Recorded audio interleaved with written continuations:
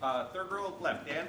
Ryan, Justin Fields lost his black stripe last week. Just what are the things that he did to get to that point? Made plays, came out with a good attitude in terms of understanding what it takes to be a quarterback preparation-wise. Did a good job early on. He's only been in the offense here for, I guess, 9 practices, and so he's just picked it up pretty quickly, overall. And so, the fact that he's able to kind of run the offense right now with not a lot of reps under his belt, is pretty significant. And then made a few plays with his arm and with his feet. Also wanted to ask you about Cam Babb and Justin Hilliard. I know they both suffered injuries. Kind of what's your plan for those guys now going forward, and what's your level of optimism that they can come back and contribute to the team at some point? Yeah, I think anytime you deal with these injuries, you never want them to happen. If they do happen early on in the spring, it gives you the best chance to get back and rehab. We got the best people in the business, and Stu and our guys will do everything they can to get them back and ready to roll. So I never want to take and put limitations on when guys can come back, because everybody's bodies are different. And so we're going to be pulling for these guys and give them a plan, give them all the resources they need to get themselves ready for preseason. And there's time to get those guys ready. So we'll kind of see it as the months go on.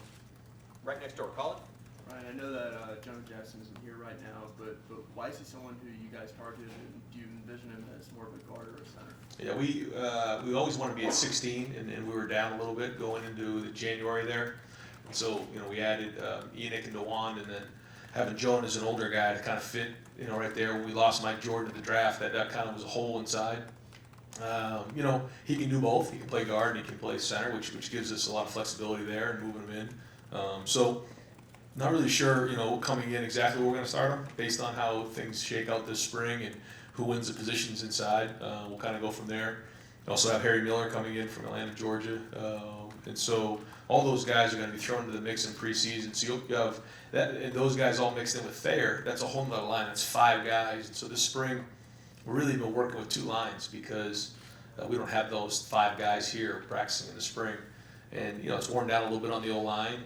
And so we've got to get those guys hit in this preseason so they can inject those bodies and then they can compete for some spots. Is it tough at all to have sort of a competition when a lot of those guys aren't there yet? No, I mean, obviously, if you're not here, you can't compete. But the guys who are here are competing, and they're putting, snaps on film. And so in the end, we'll put it all together and figure it out. Front row middle, Dave. Ryan, is there any separation between Justin Fields and Matthew Baldwin at this point? Like, how close is it? Is there any separation between those two? Now we're going to start looking at the completion percentage and who's moving the ball a little bit here as we get towards the end of the spring. Haven't really dug into that. I think later today I actually want to see the numbers and kind of see where we're at with that, because we're starting to get to the point where I think there's enough, snaps of film we can start to get an idea where guys are at. But as I sit here right now, no. I'm not going to ask if you're going to name a starter by the end of spring, but do you want to at least name a leader at the quarterback position? Like, this guy's a little bit in front at the end of spring ball, or hopefully they're all leaders. They all need to be leaders. But in terms of who's ahead of who, I don't know. We'll see. We'll see how it shakes out. Front row left, Bill. Brian, you guys seemed like you were pretty high on Josh Myers coming sort of toward the end of last season. Now that you've seen him through 9 practices, just where's he at, and how solid is that center spot right now? Is that a job that he's won, or? I think that he came in kind of picking up from where he left off in the Rose Bowl practices. Bowl practice was a big deal for him. So a lot of for the guys who haven't played, the bowl practice is like another spring practice, and I thought he came along in that period of time. I think he picked up from where he left off. Really want to see how he did today. He played okay on Saturday, and as we're starting to get to the meat of this thing, kind of where he's at, because this is where guys really make moves. Middle of spring, we've seen the same plays, seen the same defense, and now guys really get an edge on each other. So interested to see how this week goes for him. But he's done a good job as he's been in there so far. And I think as we evaluate it through the end of spring, we'll have a better idea where he stands. And then, when you got this job and you were making your staff decisions, what from a player development standpoint and recruiting standpoint made you want to keep Greg Studrawa on staff?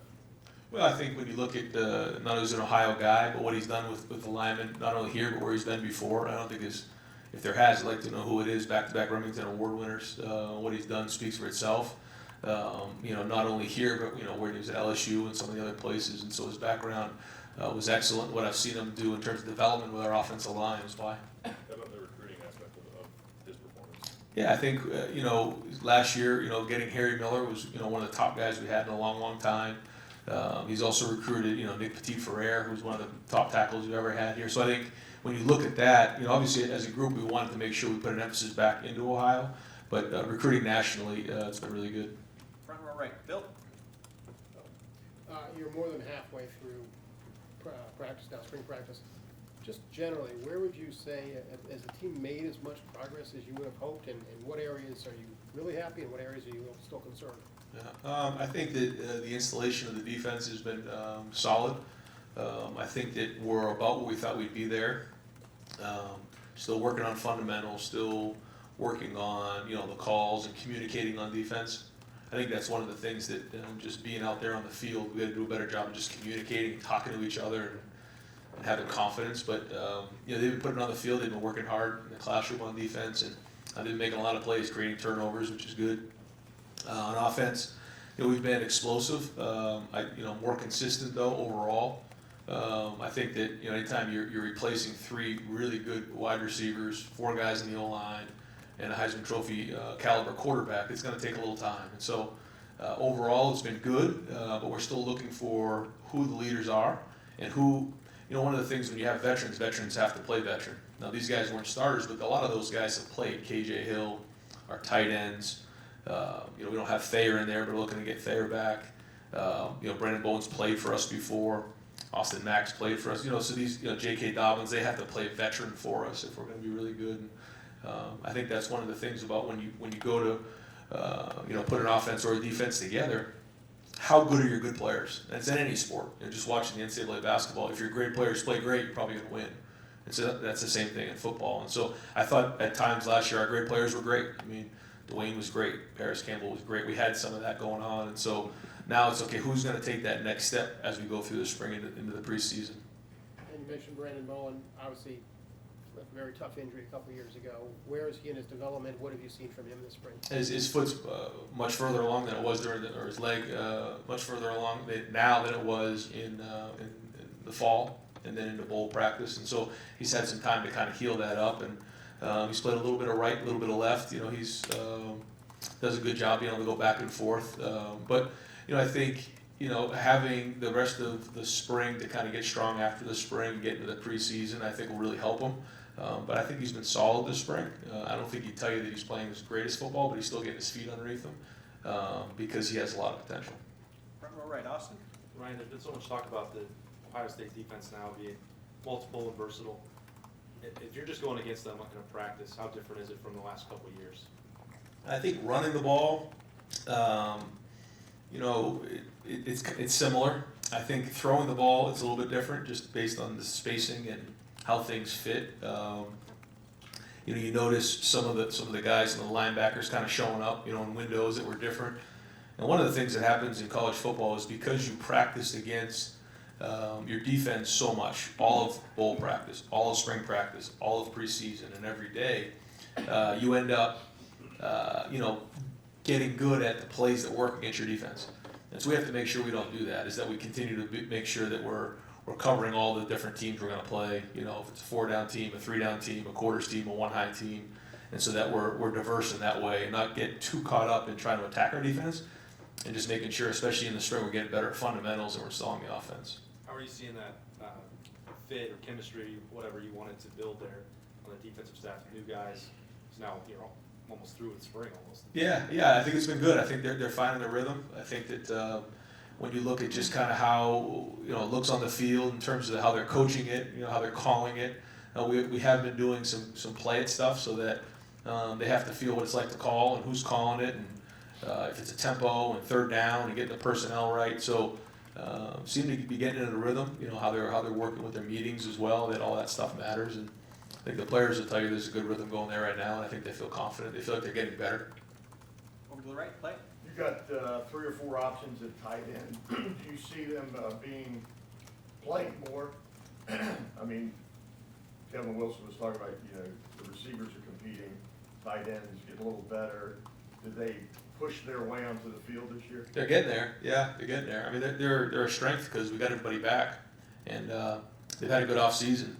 So there is a place for that for sure. And then what happens is you end up not only competing by your position, but you end up competing by personnel groupings.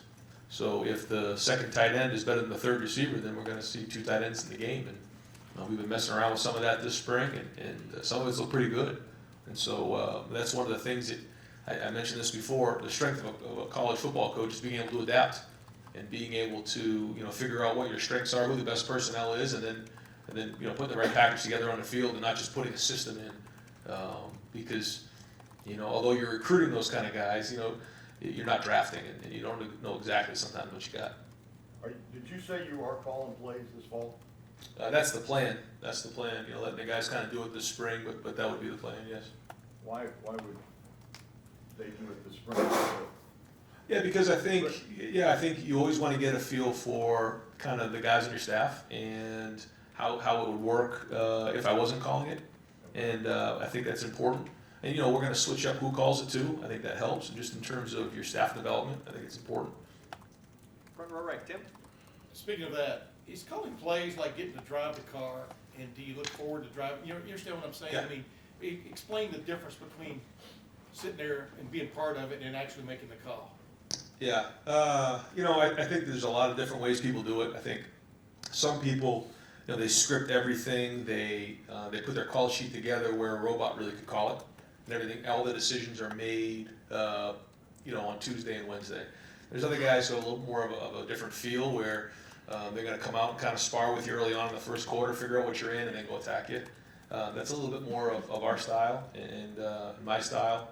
And so, I think as you get good at it, you have to be able to make adjustments and then get into the right stuff that works against what you're seeing. But again, so much of it is done on Tuesday and Wednesday.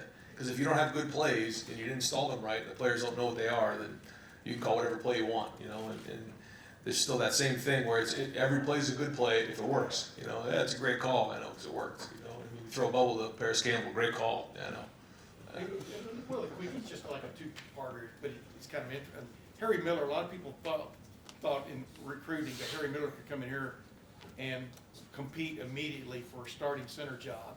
Do you see that at all in the cards? And then number 2, just you guys as a staff, what are you guys looking for an offensive lineman now, and an offensive lineman when you go recruiting that's maybe a little different than the past several years? Well, first off, I think, absolutely, Harry can come in and complete right away. First off, he's very intelligent, and he's been spending a lot of time, FaceTiming with Coach Stud 2 and 3 times a week, trying to pick up the offense.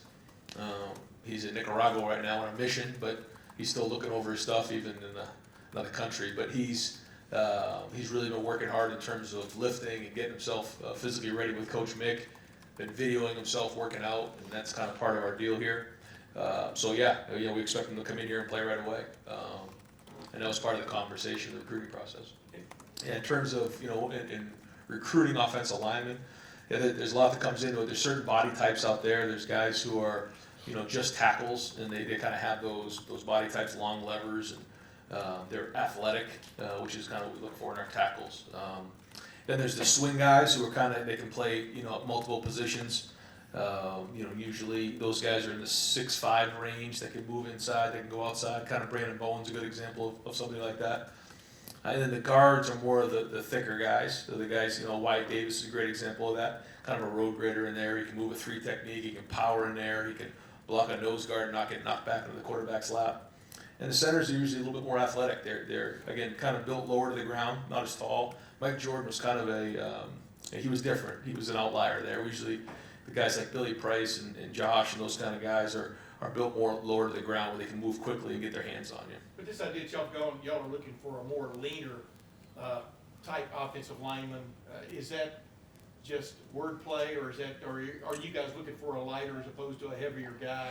I think, build on? yeah, I think when you look at linemen nowadays, even all those guys who are in the combine, they all look like athletes. They don't look like they used to 20 years ago, where they were just the big, heavy set guys. They're all very athletic nowadays, and you have to be a good athlete to be an offensive lineman. But again, it also depends on what position they play. Tackles have to be super athletic. The guards can be a little bit bigger and heavier set. So I think it depends on what you're looking for there. But yeah, offensive linemen are much more athletic than they used to be. Okay, we've got time for just a couple more, because we've got a noon event going on in here. Far right, Tony.